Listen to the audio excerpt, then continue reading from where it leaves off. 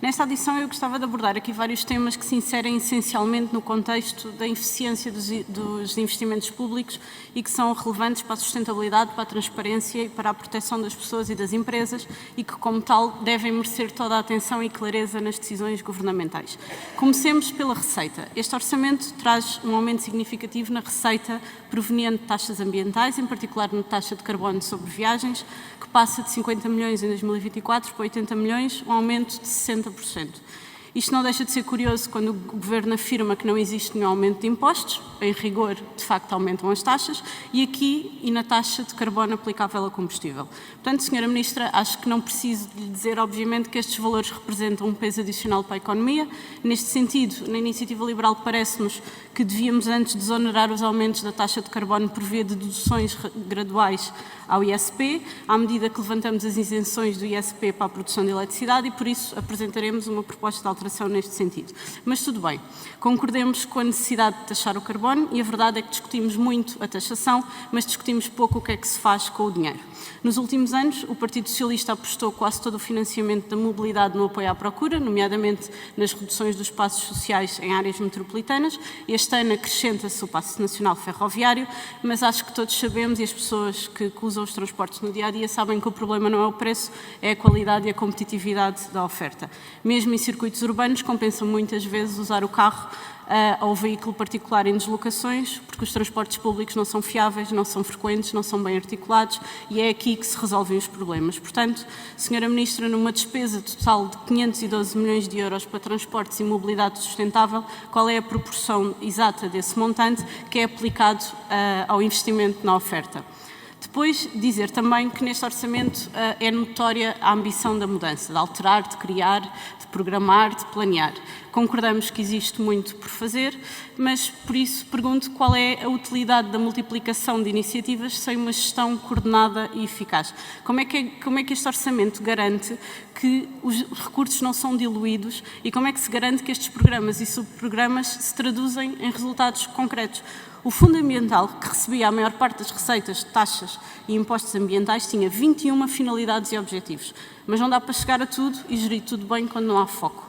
Portanto, Sra. Ministra, sabendo que o Governo vai reorganizar esta estrutura, vai também ou não mudar as suas competências para que o Fundo Ambiental aplique os recursos de uma forma focada, com objetivos e indicadores claros. Também se vai estabelecer uma plataforma de monitorização dos vários projetos, se vamos poder saber anualmente o que é que funcionou e o que é que não funcionou de forma atempada, ou se vamos continuar a não saber nada do que se faz com o dinheiro das taxas ambientais. Depois, ainda nesta linha, estes programas e estruturas exigem, além da sobrecarga administrativa, um reforço de pessoal. E se nem os problemas existentes os vários governos têm conseguido resolver, parece um bocadinho utópico achar que é agora que tudo vai funcionar. Olhemos para a APA, que continua a ter sérios desafios de eficiência nos processos de licenciamento, que afetam o ritmo e a competitividade dos investimentos. E importa porque a aposta em energias renováveis, que é tão destacada neste orçamento, é um passo muito positivo e que pode alavancar o potencial energético do país. No entanto, obviamente, o sucesso deste investimento depende da eficiência dos vários processos de licenciamento, da atratividade do ambiente regulatório, ou seja, falamos da necessidade de baixar os custos administrativos, dos tempos de licenciamento, descomplicar os processos e de clarificar a lei. O mais impressionante é termos descoberto que, aparentemente, mesmo quando o Estado decide que uma área é adequada para instalar produção elétrica, depois podemos esperar anos e descobrir que afinal já não é. E eu pergunto se considera que esta realidade se pode manter, porque aos investidores não interessa de quem é que é a responsabilidade. Nós neste momento temos o CNF, a APA e um antigo secretário de Estado a desdizer-se em público. Isto são intrigas burocráticas das quais o nosso país está cansado. Para fora só sai uma coisa, bloqueio. E isto é uma péssima imagem, obviamente, das nossas autoridades públicas. Portanto, neste contexto, pergunto-lhe, Sra. Ministra, em termos de prazos e simplificação, existe algum compromisso concreto para reduzir os tempos de licenciamento dos projetos de energias renováveis? Se sim, quais são os objetivos? E como é que o Governo pretende evitar soluções semelhantes à do sumo dos dois projetos das centrais solares flutuantes nas barragens de Paradela e Salamonde? Que se repitam, onde já perdemos anos e anos, perdemos dinheiro para depois vermos estas decisões incompreensíveis. Muito obrigado, Sra. Deputada Joana Cordeiro. A palavra à Sra. Ministra para responder. Sra. Ministra, faça. Muito obrigada, Sr. Presidente. Portanto, como é que vai funcionar o Fundo Ambiental?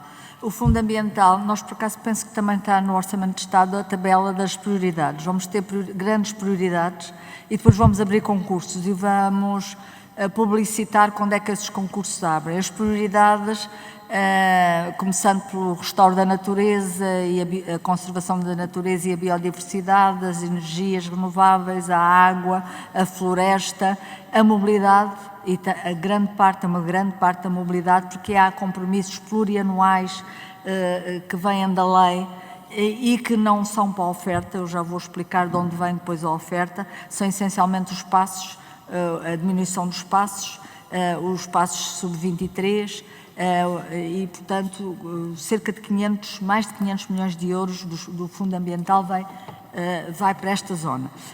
Mas temos as grandes áreas e vamos ter concursos.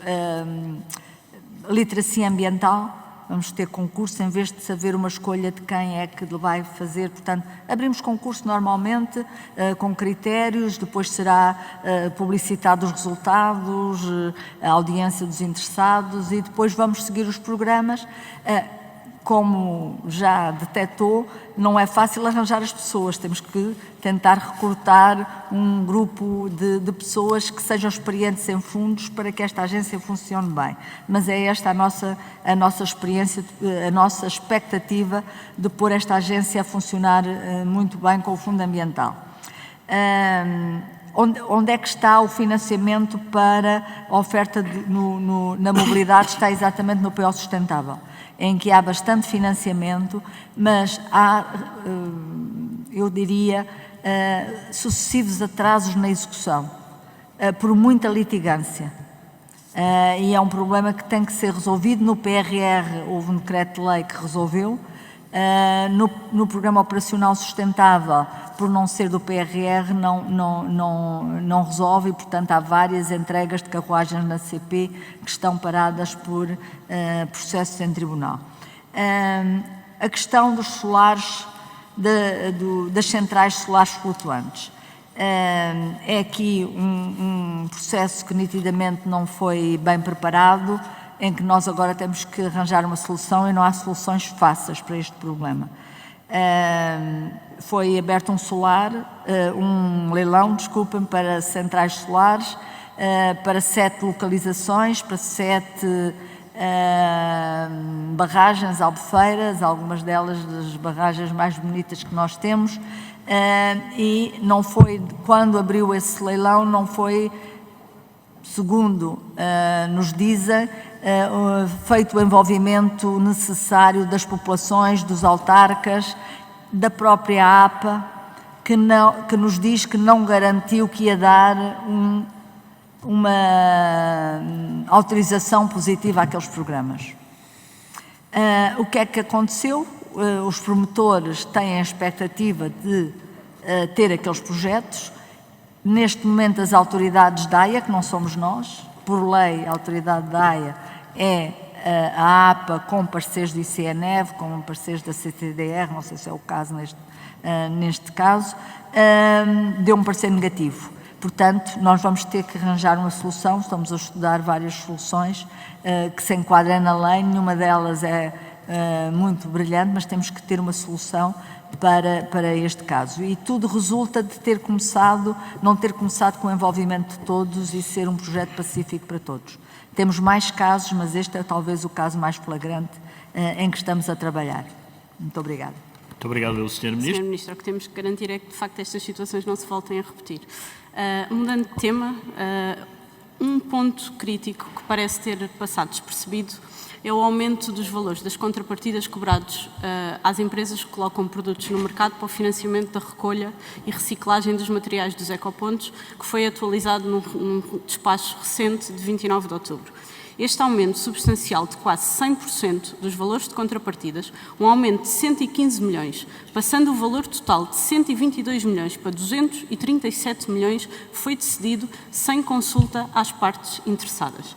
Ora, o tema destes valores já tem muitos anos, é consensual que obviamente era necessária uma atualização, mas isto é um salto que duplica os custos para as empresas, especialmente na indústria, num único ano. portanto, eu pergunto-lhe se isto faz algum sentido e se a Sra. Ministra tem noção que este aumento representa praticamente metade da redução do IRC que o Governo está a propor para a indústria. E, portanto, aquilo que lhe pergunto é como é que pode explicar uma decisão destas, depois do Governo passar tanto tempo a dizer que quer melhorar a vida das empresas. Eu pergunto-lhe se não sabem que os custos de contexto como este são, obviamente, um dos principais problemas destas empresas. Portanto, queria perceber o que é que explica esta decisão unilateral da parte do Governo. Muito obrigado, Sra. Deputada. A palavra à Sra. Ministra para responder dispõe de 2 minutos. Faça favor.